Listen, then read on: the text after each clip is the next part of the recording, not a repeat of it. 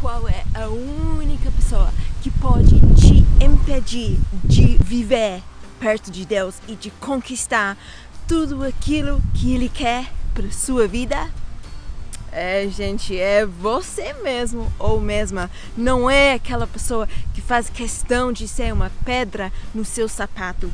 Não é o patrão que não te dá oportunidades, nem mesmo o diabo. Quando nós temos o desejo genuíno de nos aproximar de Deus, nada nem ninguém nos pode afastar dele. Apesar disso, existem algumas atitudes erradas que nós podemos ter e que nos afastam de Deus e da sua vontade para nós. Evite os seguintes comportamentos se você quer ficar bem pertinho de Deus.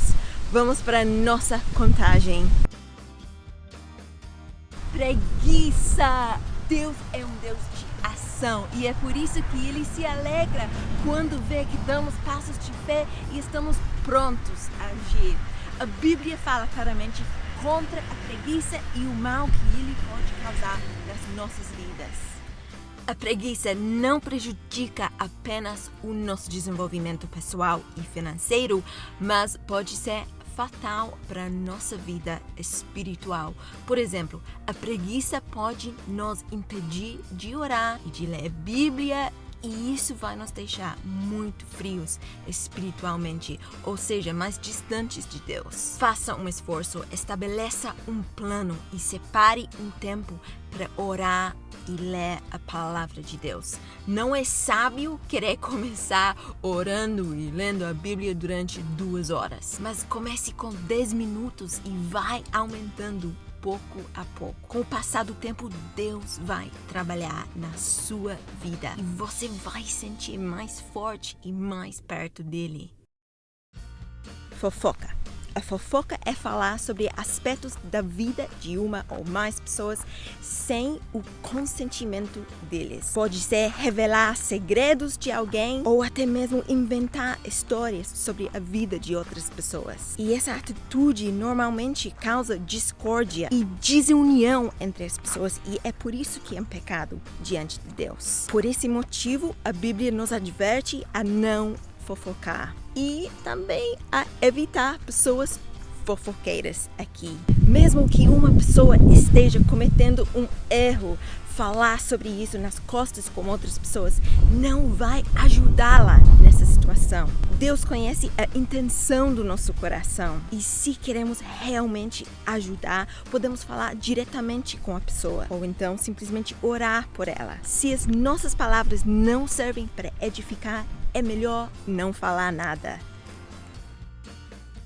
A inveja é uma das obras da carne que são descritas em Gálatas. E isso significa que é um pecado e que nós deveríamos eliminar ela das nossas vidas se queremos viver perto de Deus. Ter inveja de alguém é querer ter algo que não é nosso. E isso muitas vezes causa um sentimento de desgosto quando alguém é bem-sucedido em determinada área da sua vida. Um dos segredos da felicidade e também a melhor forma para combater a inveja é o contentamento. Devemos dar graças a Deus em todas as circunstâncias e não cobiçar as conquistas dos outros. Isso não significa que você não deve lutar para melhorar as suas condições de vida. Ao contrário, está escrito que nós deveríamos investir os nossos talentos e nós deveríamos ser ativos na nossa fé. E nós precisamos aprender a glorificar a Deus mesmo quando as coisas não correm do jeito que você gostaria. Egoísmo. Alguém já te disse, o mundo não gira à sua volta? Se a resposta é sim, provavelmente você estava tendo um comportamento egoísta. O egoísmo faz com que pensemos apenas em nós mesmos e não nos preocupamos com aqueles que estão à nossa volta. O oposto de egoísmo é altruísmo e Jesus é o maior exemplo na história do mundo de ser altruísta que possamos ter. Ele não pensou nele mesmo, mas pensou em cada um de nós, tendo ido até a cruz, onde ele morreu para os nossos pecados, reconciliando com Deus todos os que acreditam no sacrifício dele. A Bíblia nos ensina que temos que amar uns aos outros como a nós mesmos e a considerar os outros superiores a nós. Mas para isso acontecer, temos que amar a Deus em primeiro lugar e deixar que o amor de Deus transforme a nossa vida, eliminando todos os vestígios de egoísmo. A Bíblia é muito clara. O amor ao dinheiro é a raiz de todos os males. Algumas pessoas interpretam erradamente essa passagem bíblica dizendo que o dinheiro é a raiz de todos os males. Mas não está escrito isso. Ter dinheiro não é necessariamente o problema, porque o dinheiro é algo neutro. A gente pode usar ele para o bem e também podemos usar ele para o mal. A Bíblia fala de vários homens com temor a Deus que eram bastante prósperos em termos de bens, como Jó e Abraão. O problema é quando nós amamos o dinheiro em primeiro lugar e não a Deus. O próprio Jesus disse que não é possível servir a Deus e ao dinheiro. Quando nós amamos o dinheiro, Deus perde a importância nas nossas vidas. Algumas das maiores atrocidades cometidas nesse mundo são cometidas por causa do amor ao dinheiro. Então, como combater isso? Ame a Deus acima de todas as coisas e não deixe o dinheiro controlar a sua vida e sentimentos, e dessa forma você estará mais próximo de Deus. Ira descontrolada. Um momento de ira descontrolada pode ser suficiente para destruir vidas, a sua e também de outras pessoas. A ira em si não é pecado, porque a Bíblia diz que podemos nos irar, mas nós não podemos perder o controle quando ficamos irados. Gente, eu fiz um vídeo sobre isso que explica melhor isso aqui, tá? Claro, gente, tem momentos na nossa vida quando é normal nos irar com o que estamos vendo. E até Jesus se irou quando ele estava no templo e as pessoas estavam vendendo as coisas para os sacrifícios. O problema é quando a ira vem de forma prolongada e descontrolada. Quando a ira controla a nossa vida, essa nos afasta de Deus. A mansidão é um dos frutos do Espírito e através da mansidão na nossa vida, podemos impedir que a ira se transforme em pecado. A palavra de Deus nos manda ser mansos e pacificadores com todas as pessoas à nossa volta. Amém?